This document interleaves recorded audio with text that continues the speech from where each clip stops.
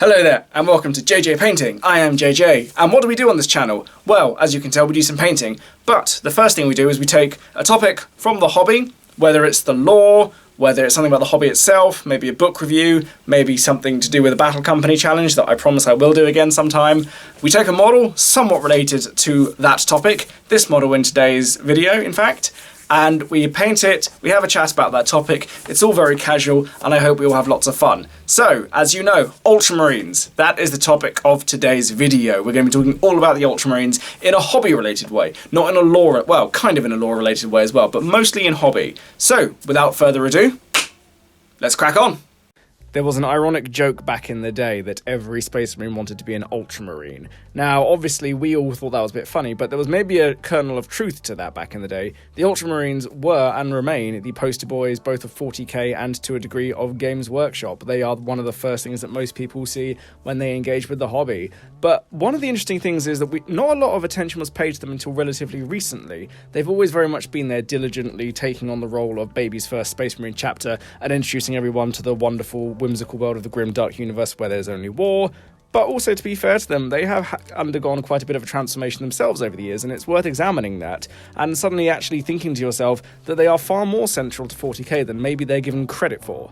But let's start about 20 years ago or so, in around about 2003, 2004 kind of time. So the end of 3rd edition, moving into the era of 4th edition. The Ultramarines were well established by this point as the de facto Space Marine chapter. There were brief periods where both the Blood Angels and Black Templars were the poster boys and were the chapter that was designed to introduce people in the intro boxes, but eventually it became the Ultramarines, and that's very much where Games Workshop have stayed for this entire time, apart from that brief period in 6th and 7th edition when it went to the Dark Angels, but anyway.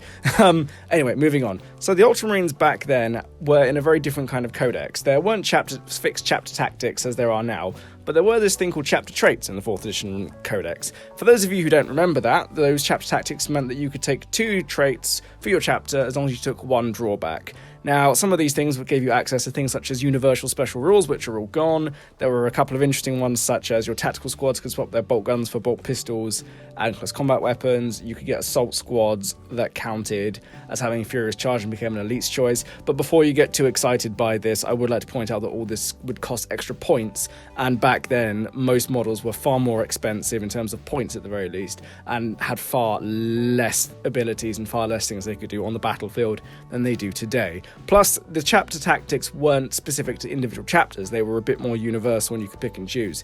Now, obviously, this was quite good to help you if you wanted to try moving around the chapters and chop and change your tactics, but it also applied for the custom chapters as it did to the first family chapters. So chapters such as Raven Guard, Imperial Fists, Salamanders, Iron Hands were all picking from the same pool as, for example, the Celestial Lions or Homemade chapter number 9061. And at the time, it was always considered very much an unexpected expectation that if you stuck with the hobby long enough to get invested in Space Marines, it was more than likely you'd move off to one of the other chapters like Space Wolves or Grey Knights or Blood Angels, or you go off and start your own chapter or change armies. But there again, this is largely focusing on the fact that you'd stick with Space Marines. So it was very rare to see people who would actually stick with Ultramarines past their first few models, and eventually they'd all be phased into the background.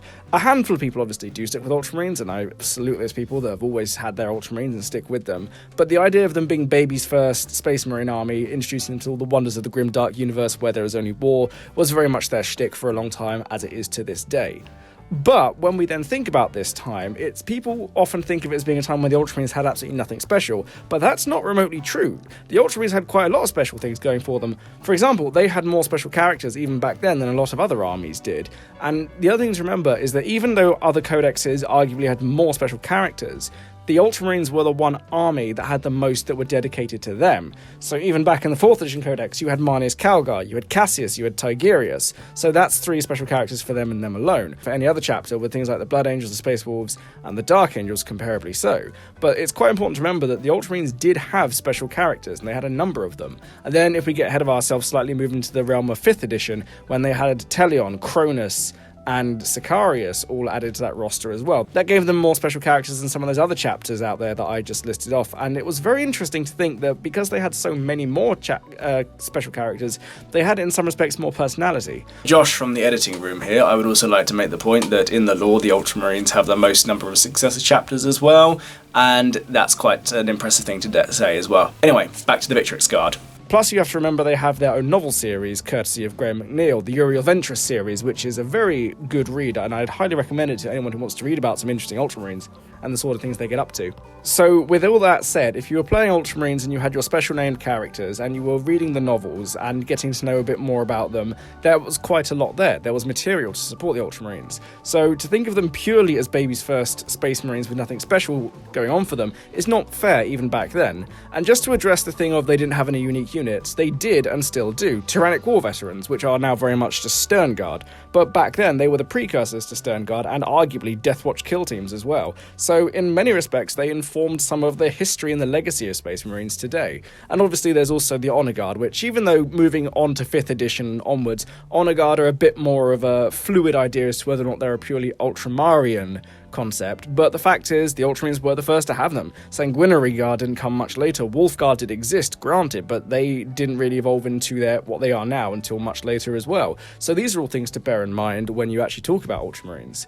But then we have to think about where we got to with chapter tactics and the supplements.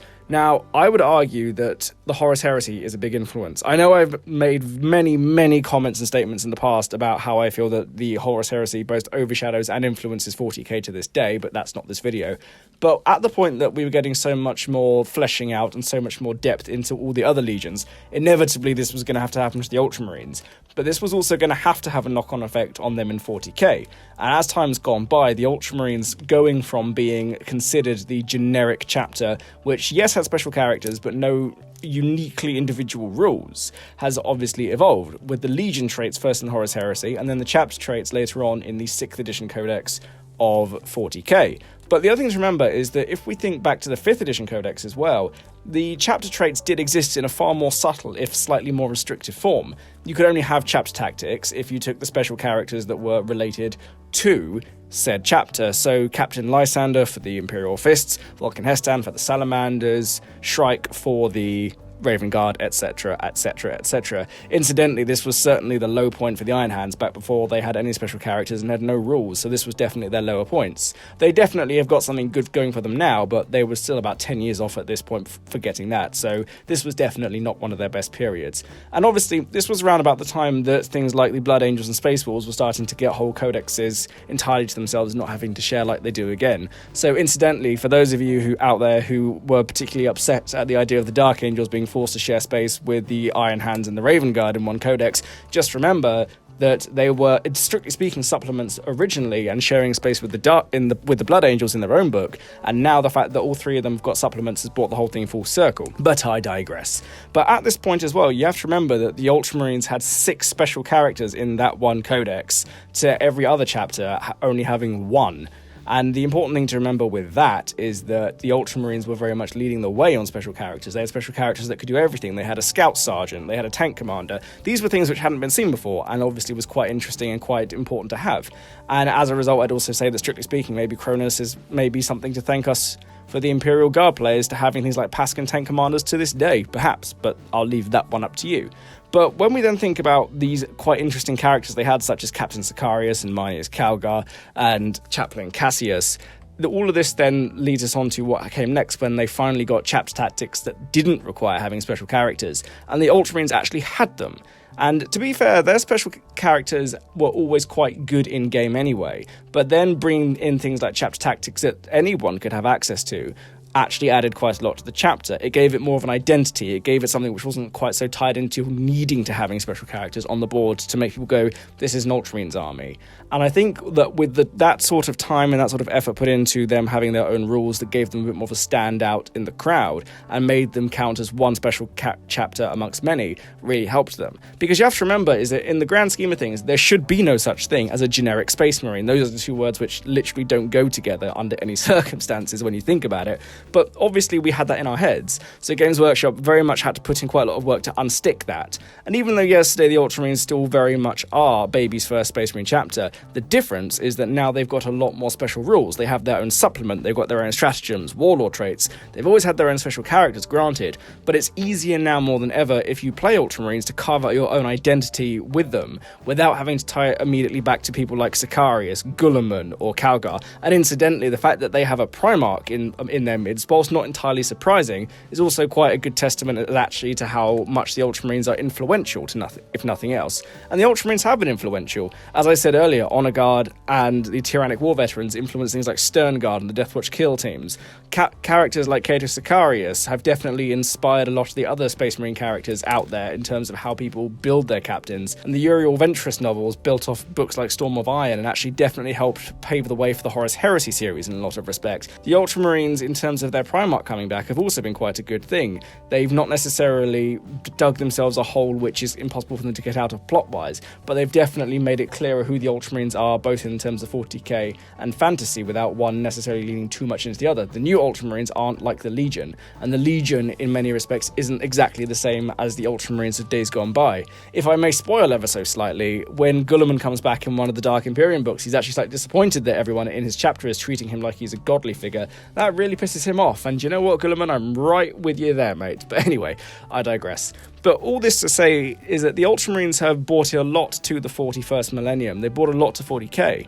And they have changed a lot over the years too. The fact that they have a Primarch, the fact they have so many interesting characters, the fact they have their own set of rules to stand not necessarily above as the old chapters used to do, but alongside the other chapters, so that there's more of an ensemble within the Space Marines at least, even if it's not necessarily reflective across the entire 40k range. And it means that they are able to count as one amongst equals rather than being forced to feel like the beginner's army. They're no longer the beginner's army, I'd argue. I'd say they're very much firmly an army with equal value with things like Grey Knights or Blood Angels or even Chaos Marines or Drukhari.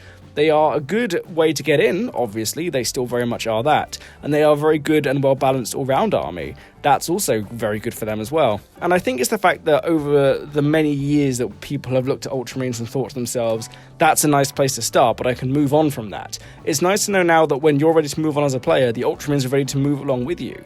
And I think for a lot of people who are put off playing Ultramarines because they still see them as baby's first Space Marines, should give them a second look, because they've got quite a lot to offer.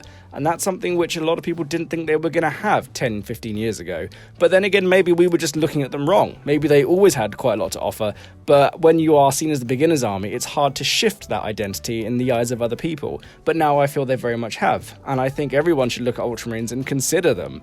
And that earlier joke of saying every Space Marine wants to be an Ultramarine, maybe there's more to it. At the point that you have a Primarch, many special characters, and an identity both on the board, in the lore, and in people's minds is a really good thing. And the other thing to remember is that as codexes have come and gone, as things have been added and taken away, the Ultramarines are one of those armies, interestingly enough, that no one's ever said have been hit by the nerf cannon. And in some respects, that's always the advantage of being the intro army. It's very hard to run down the intro army, to make them weaker, or to seem less powerful or less useful in the meta. They've always remained useful, and in that respect they've remained quite unchanged. So competitive players too should give them a fair look in as well, because the hammer of the tournament critic may come down quite heavily on some armies from edition to edition, but with the Ultramarines, played correctly, they've always been quite a good choice. And so I return to the same thing. Every Space Marine wants to be an Ultramarine, because every Space Marine player, at least, wants their Space Marines to be as stable and as reliable from edition to edition, irrespective of what changes within the game. But I refer to you guys. Let me know what you think in the comments below. Do you think the Ultramarines are still dull as dishwater and the most boring army out there? Do you think they're actually the most interesting Space Marines? Do you agree? Do you disagree? Tell me what you think. Let me know your thoughts below. I look forward to hearing from you. So, those are my thoughts on the Ultramarines and how they've changed over the years. Let me know your thoughts in the comments below and what you think about the Ultramarines yourself, because I'm curious to know what everyone else thinks about them these days. But like always, thank you very much for watching, and whilst you're down there, you know how this goes at this point, guys. Like, subscribe, all that good YouTube shilly stuff. I try to post my videos on Friday, and my weekday video might be changing soon, so keep your ear to the ground. Goodbye, and have a lovely day.